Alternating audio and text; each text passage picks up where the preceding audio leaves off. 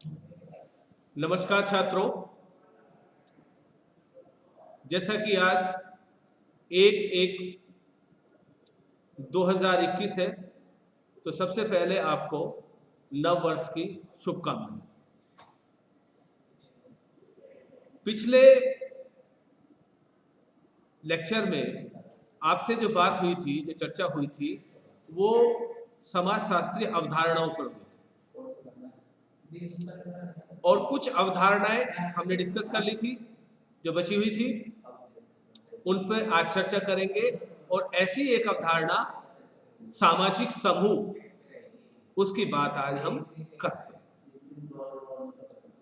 जब हम समाजशास्त्र की परिभाषा की बात करते हैं तो विभिन्न विद्वानों ने समाजशास्त्र की अलग अलग परिभाषाएं दी हैं, जिनमें से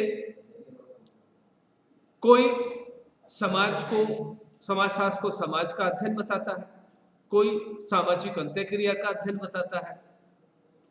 तो एक वर्ग वो भी है जो समाजशास्त्र की परिभाषा देता है कि समाजशास्त्र समूह का अध्ययन है। अब ये समूह क्या चीज है, समूह किसे कहते हैं? जब छात्रों से पूछा जाता है समूह किसे कहते हैं, तो एक बात सामान्यतः छात्र कहते हैं कि जहां लोग इकट्ठे होते हैं उसे समूह कहा जाता है। जहां लोग इकट्ठे होते उसे, या लोगों का इकट्ठा होना समूह है? दो चीज आती है। तो स्थान समूह नहीं है, व्यक्तियों का इकट्ठा होना एक समूह हो सकता है, लेकिन क्या व्यक्तियों के इकट्ठा होना मात्र से समूह की अवधारणा हो जाती है? हमने देखा कहीं कोई मदारी खेल दिखा रहा है, और मदारी खेल दिखा रहा है, लोग इकट्ठे हुए और मदारी ने खेल बंद किया और लोग बिखर गए, इधर उधर चले गए। तो क्या उस समय वो समूह था? एक दूसरा उदाहरण समझिए। आप मार्केट में जा रहे हैं, पीछे से कुछ लोग भागते हुए आए और किसी तरफ देखने लगे।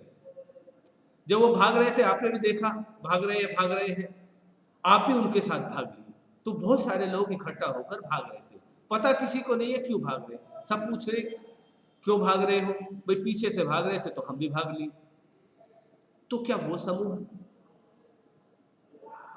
तीसरा प्रश्न, समूह के लिए कितने व्यक्तियों की जरूरत होती है? एक, दो या अधिक? बहुत सारे प्रश्न इस बारे में बनते हैं।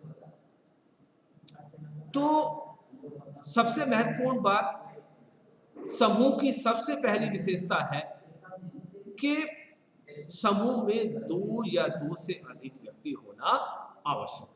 अकेला व्यक्ति समूह नहीं बना सकता। ठीक। दूसरी चीज क्या है? समूह क्या है? जब दो या दो से अधिक व्यक्ति आपस में अंतःक्रिया करते हैं तो उसे हम समूह कहते हैं। ठीक है, दो व्यक्ति मिले, एक्शन रिएक्शन हुआ, क्रिया प्रतिक्रिया हुई, इंटरेक्शन हुआ, तो वो समूह बन गया। क्या इतने मात्र से समूह बन जाएगा?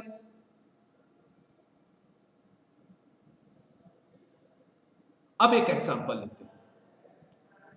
आप किसी ट्रेन में चढ़े, एक नियत स्थान पर आपको जाना है, दूसरा व्यक्ति आपके सामने आके बैठा, आपने उनसे पूछा कि आप कहाँ जाओगे? जो सामान्यतः पूछते, उन्होंने कहा मैं वहां जाऊंगा, आपने कहा मैं भी वहां जाऊंगा, और आपस में आप बातें करने लगे। तो क्या ये समूह बन गया? स्टेशन आया, आप उतरे, वो अपने रास्ते चले गए, आप अपने रास्ते चले गए। तो क्या ये समूह था? कुछ लोग कहते हैं कि ये एक समूह था,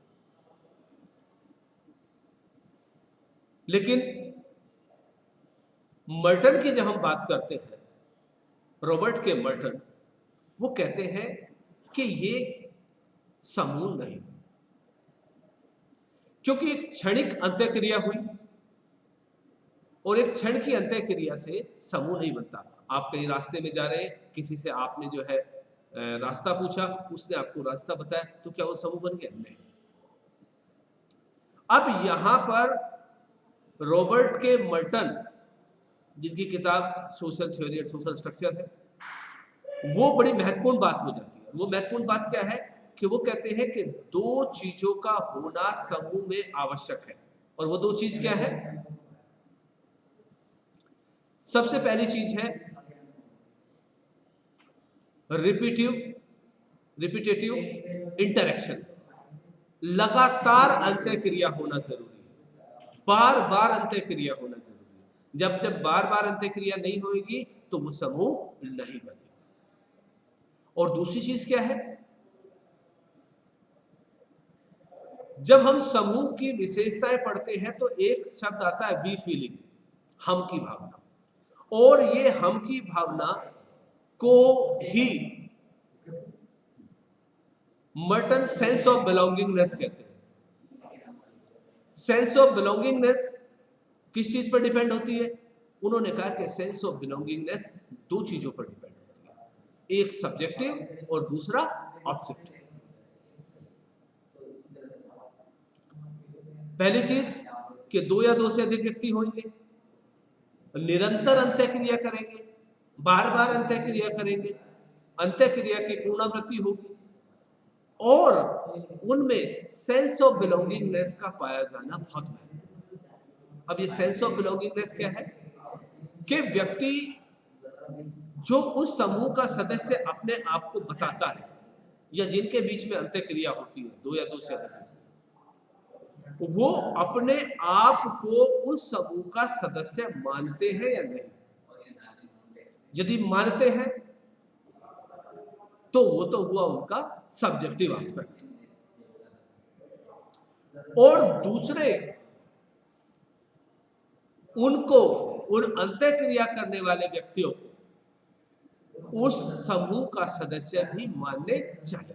तो एक तो व्यक्ति उससे बिलोंग करना चाहिए खुद, और दूसरे को भी बिलोंग करता हुआ दिखना चाहिए। अब कई बार छात्र कहते हैं कि ये क्या बात हुई, इसका क्या मतलब हुआ? इसका सीधा सीधा मतलब है कि एक व्यक्ति, एक दोस्ती का ग्रुप है, 4-5 लोगों का आपस में दोस्ती है, वो बार बार मिलते हैं, हम लोग देखते हैं कि भाई हाँ ये ग्रुप है, ये ग्रुप साथ आता है, साथ है। लेकिन उनमें से एक या दो व्यक्ति ऐसा है जो उसको अपना ग्रुप नहीं मानते, उससे बिलोंग नहीं करते, वो केवल वहां की इंफॉर्मेशन लेना चाहते हैं और उस इंफॉर्मेशन को लेके दूसरी जगह ट्रांसफर करेंगे, जासूसी करेंगे। तो वो व्यक्ति सब्जेक्टिव रूप से उस समूह से जुड़ा हुआ नहीं है। जब उस ग्रुप से या उस समूह से जुड़ा हुआ नहीं है तो वो उसका सदस्य नहीं है, वो ग्रुप संपूर्ण नहीं। और दूसरे व्यक्ति को वो दिखाई दे रहा है कि बार बार मिलते हैं, और अगर दूसरा व्यक्ति देखता है कि ये जाके वहां बाहर इनकी इंफॉर्मेशन को लीक करता है, तो वो हम की भावना के विपरीत होता है। तो समूह अगर हमें समझना है तो दो चीज समझनी है। केवल ऊपरी तौर पर समूह नहीं समझना है, हमें समझना है दो या दो से अधिक व्यक्ति हो, आपस में अंत्यक्रिया करें, अंत्यक्रिया की पुनरावृत्ति हो, और जो सदस्य हैं उस समूह के, उनमें सेंस ऑफ बिलोंगिंगनेस सब्जेक्टिवली और ऑब्जेक्टिवली होनी चाहिए। तभी किसी ग्रुप का या समूह का निर्माण होता है, उसे ही हम समूह कहते हैं, और उस समूह का अध्ययन ही समाज शास्त्र में किया जाता है। तो बच्चों, आपको क्लियर हुआ समूह किसे कहते हैं। नेक्स्ट हम बात करेंगे कि समूह के क्या क्या प्रकार हैं। बराबर बात करते हैं, दो प्रश्न आते हैं, प्राथमिक समूह किसे कहते हैं, द्वितीयक समूह किसे कहते हैं। तो प्राथमिक और द्वितीयक समूह, ये समूह का क्लासिफिकेशन है, वर्गीकरण। अब प्राथमिक और द्वितीयक समूह किसने कहा है? कई जगह लोग कहते हैं कि कूले का क्लासिफिकेशन है, कुछ लोग हाइमेन का क्लासिफिकेशन बताते हैं। तो बच्चों, ये प्रश्न आज मैं आपके लिए छोड़ के जा रहा हूं कि आप पता करें